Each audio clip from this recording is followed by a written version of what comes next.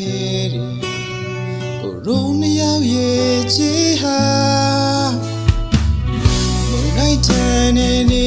လေးရောင်မကိုရိုးရဲ့ချေအိမ်လေးဟာအကျက်ပြေကပြိုချပြီးရအလုံးဟာပြည့်စည်သွား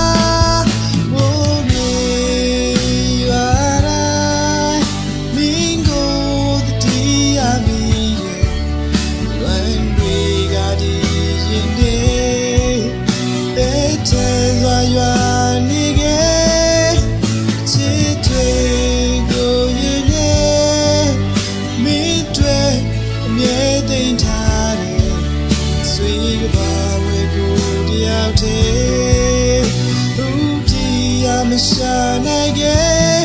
မူရည်တဲ့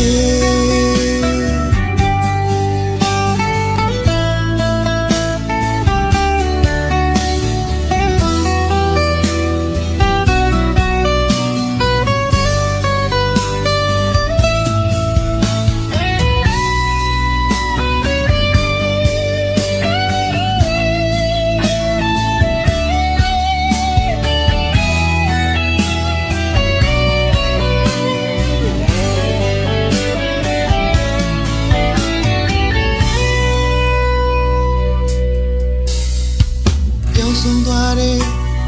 အိမ်မလေးဟာမူရတဲ့ချိန်တိုင်း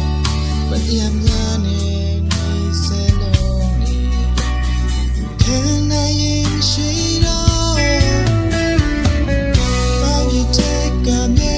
ရေများဟာစိတ်မပြတ်ရတော့နေစိတ်နေတဲ့ဒီမူကဘူလောင်ချင်းကိုစားကြည်သွားဘိုးရေရွာတိုင်းမင်းကိုတတိယမီလွန်တွေကဒီရင်တဲ့ထဲစွာရွာနေခဲ့ချစ်တွေကိုရင်နဲ့မင်းတွေ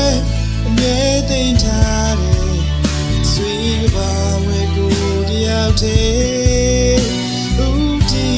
မရှာနိုင်ခဲ့မိုးရေရွာတိုင်းမင်းကို